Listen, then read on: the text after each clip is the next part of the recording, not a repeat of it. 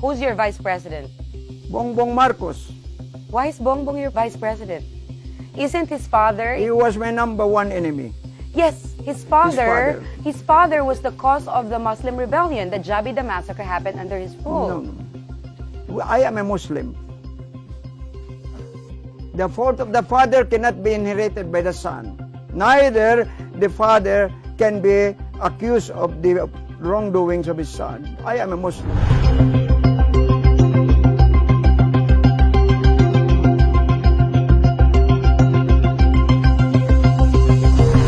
How is your situation here? I think it is excellent because we are observing what we call coexistence agreement here. So the armed forces don't touch us, neither do we make any attempt to touch them. I think it's working nicely because we are able to preserve the peace in this part of the world.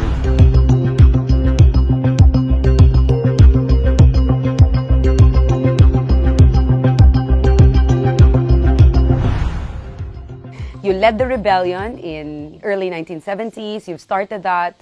You were considered the Yasser Arafat of Asia. You were helped and funded by Muammar Gaddafi, and also to a certain degree Malaysia. You were and still is influential. However, you've started your life as a rebel. And in your 70s now, you are still fighting for independence. Are you not tired of it? You've been doing this for decades. No, I have promised my people, and also I have entered into some kind of a unilateral covenant with the Almighty God that I will spend the rest of my life fighting for the freedom of my people. There is no end to that.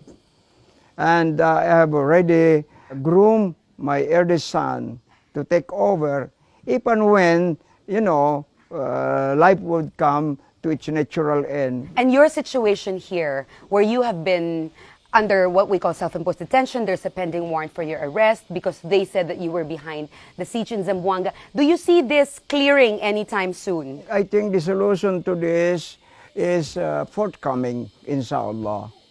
Because the people who connive and conspired to, cause or bring about that tragic war are, I think, now in the process of coming to the end politically. So you're saying you were not behind it at all, the siege in Zamboanga? Me? In 2013. They were accusing you of being behind it. You denied that you were behind that.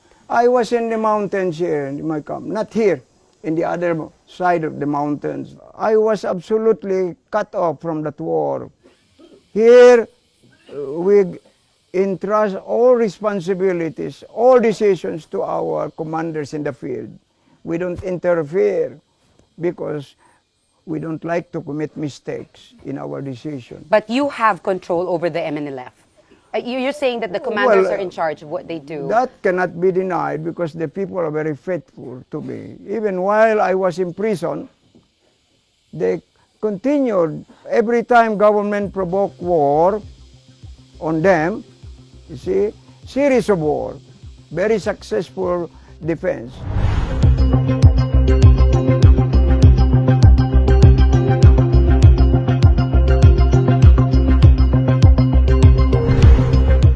Philippine government had treacherously imposed their colonial rule on us on July 4, 1946. What right do they have?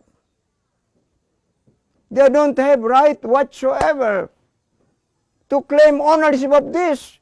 No people in the world has ever conquered our nation here.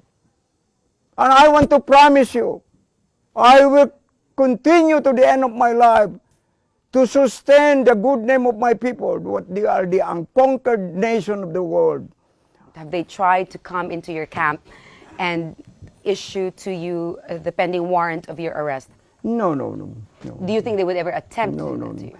Because I know, what I can understand is, even some of these senior officers in the armed forces of the Philippines and police, They don't have any heart anymore to make war on them.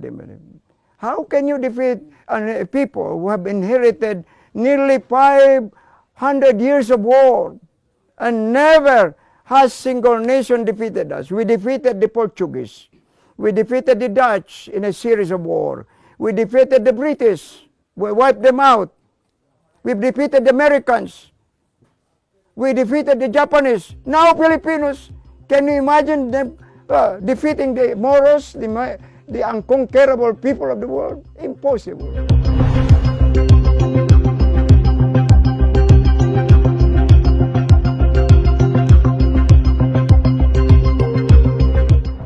Philippine military is facing so many challenges, one of which is really the rising number of kidnappings. How far are you willing to help them in terms of going after the Abu Sayyaf and helping with the kidnap situation? We have, most of those who were released before when I was still abroad, my work.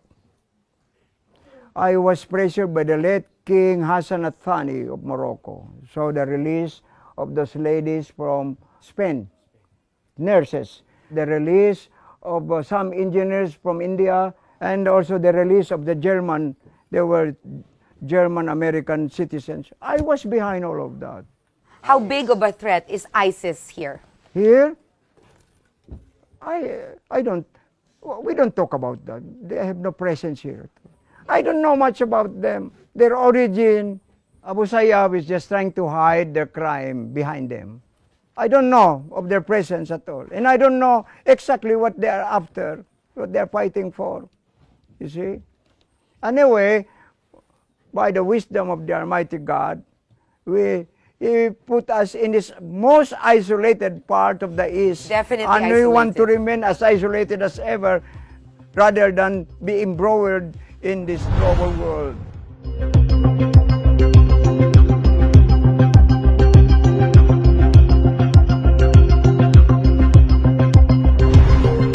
Who are you supporting for the elections? Who's your president and vice president? They say you support Duterte. Rodrigo Duterte. I think he's the only, I don't mind about Mindanao, Visayas, and Luzon. I'm only concerned for the moment with the peace here in our homeland. Who's your vice president? Bong Bong Marcos. Why is Bong Bong your vice president? Isn't his father? He was my number one enemy. Yes, his father was the cause of the Muslim rebellion. The Jabida massacre happened under his rule. No. I am a Muslim. The fault of the father cannot be inherited by the son. Neither the father